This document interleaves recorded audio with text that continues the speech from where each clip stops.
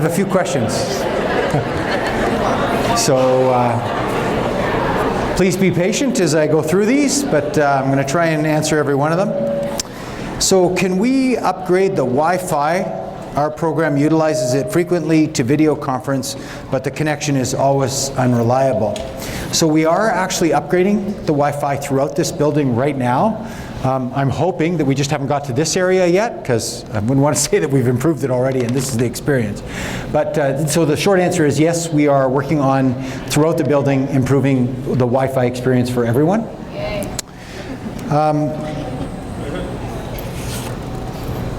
This is a bit of a plug. We're looking for staff to join the Free the Spirit Festival Champion Committee. Can you contact Laura Rogalski if you're interested?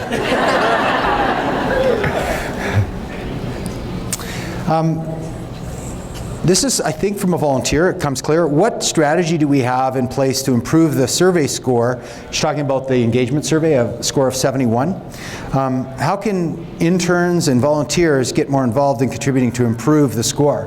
Well, first of all, this is awesome that a volunteer is seeing themselves as, an integral part of our organization. And my answer to you is continue to being this positive about us, talk about us to everybody in this manner, and our engagement score should go up because we should all be feeling like we're connected through the work that we're doing at St.Amant.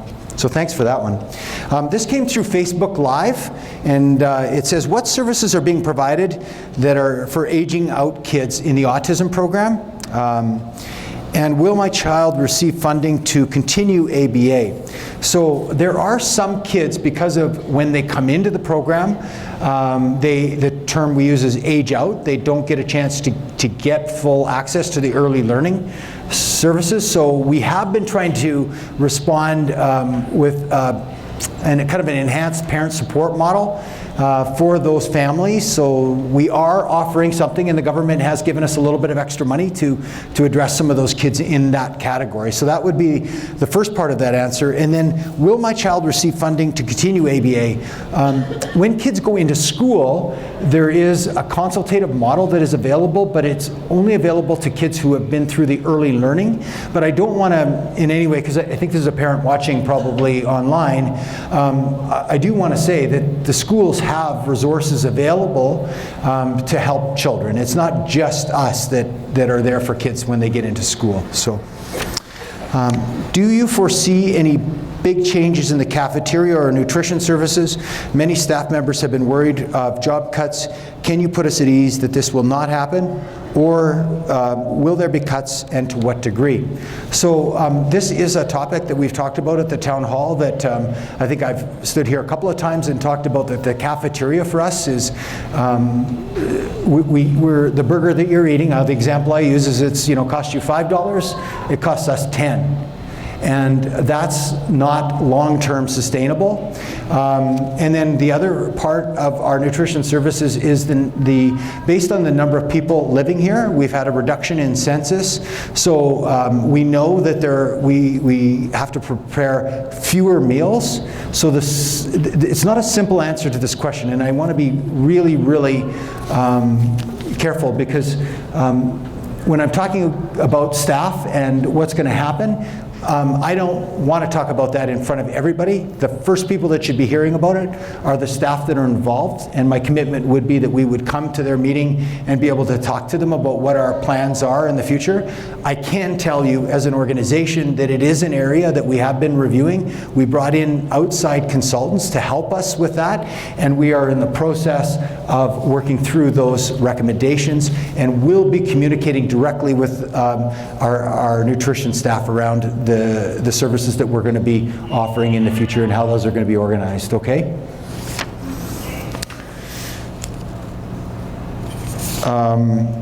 As of May 3rd, there will be no resident care supervisors. Who will replace them as they are visible go-to leaders? So our plan is to hire people into clinical nursing positions for the evening and the nights to replace those roles. And in the day, it will be rotated amongst the existing management staff. Okay? Is St.Amant looking into a vehicle that can carry more than 2 clients in wheelchairs? I think this might relate to the big vehicle we have, and are we going to replace it because it got taken off the road for safety reasons?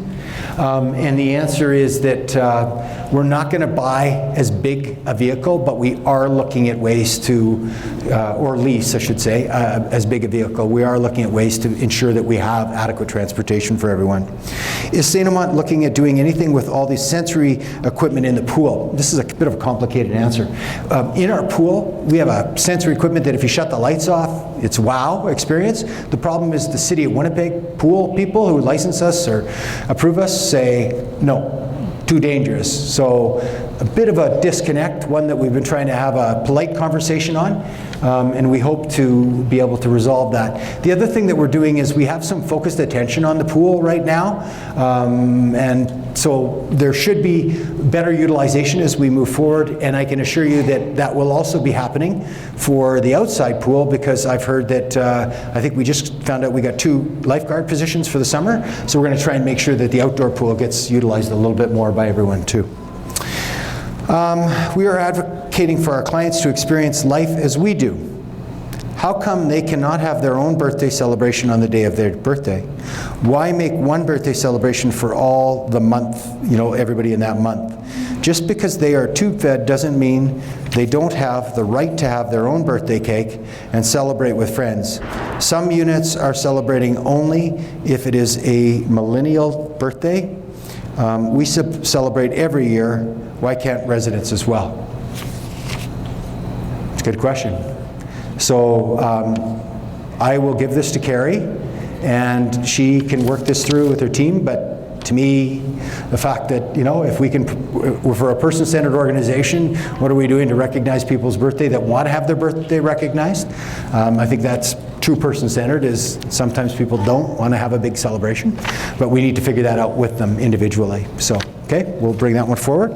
I'm interested to know why the units start at different times, 7:30. I'm working if you guys would ever consider changing so that the start time is the same for everyone. I actually don't have a clear answer for this.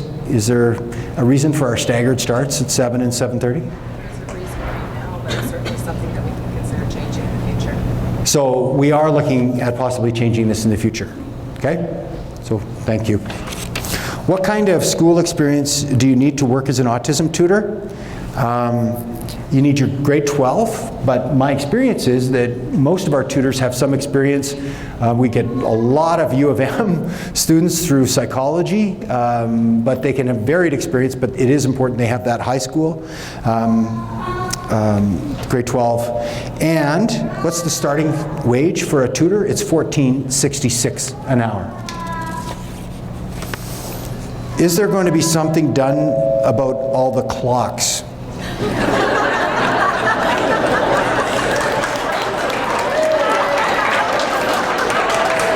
We had, I think there's 3 clock questions in here. They have been hanging for many years without functioning. 7 o'clock.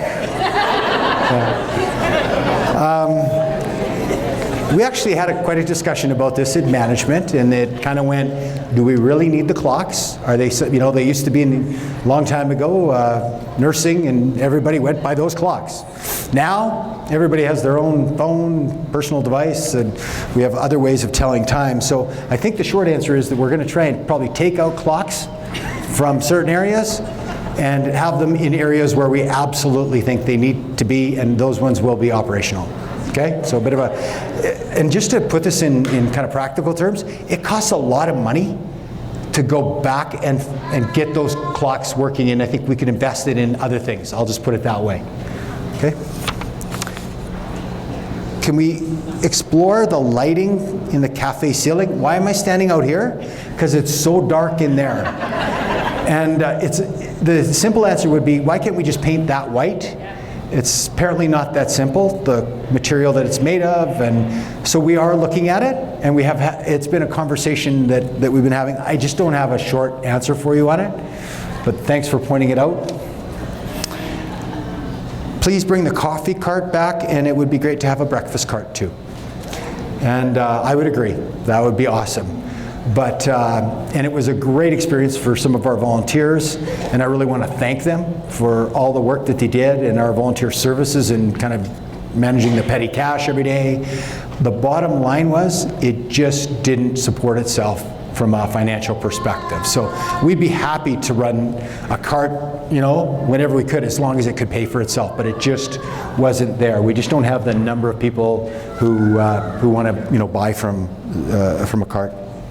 As autism tutors, would there be a way to be able to review our senior tutors or provide feedback on the classroom environment anonymously so that our voices can be heard and so that they can improve any issues and feedback given?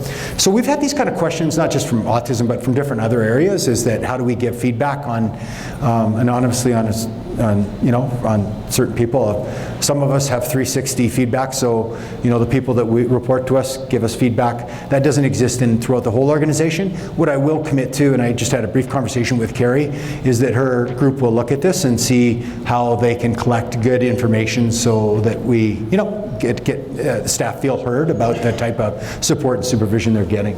So thank you for that question. I'm happy that we have clocks in the appropriate place, but could you please get them set in the correct time?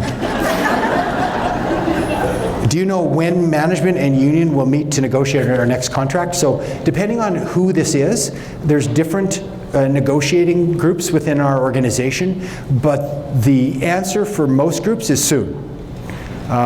There's been some discussion that bargaining should be beginning. I think there's a little bit of a dynamic within this province around who's going to go first and how that's all going to play out. But we're not in any way kind of stalling the process, if that's what people are asking. We're quite willing to sit down and negotiate. And all I can say is that the mandate is pretty clear. It's out there. It's been in the paper on a regular basis what the government is saying that they're prepared to support.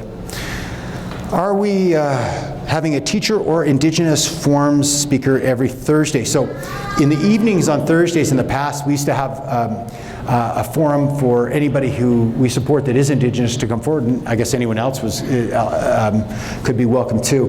The short answer to this is yes, we are going to be making sure that Thursday evenings that there is someone here to, and Andrew and I were just talking about this, so this is in the works. Will open mic come back to the FM cafe? This is my question. No, I'm just kidding. This is obviously someone who likes to share their talent. So I will provide this to our folks who operate the Leisure Guide, and maybe we can figure out a way to get open mic back on. Okay, and then pet therapy. Are you even thinking about a cat room or cat therapy or any types of pets? And we are actually having quite an active conversation about how we can make sure that pets are a part of people's lives here, and for sure a part of people's lives in the community. We think that's really, really important. So we are working on that. And clocks, but we're going to get there on the clocks. Okay, what's that? Take it off the wall. Take it off the wall. That's exactly where, yeah. Some clocks. Not everybody owns a phone. No. So the compromise is we got to figure out the areas where we can have a clock and take out some of them. Yeah. Take out their Compromise. Yeah. Okay, I think we're ready for our interview with Leanne, unless there's any other questions. Last chance.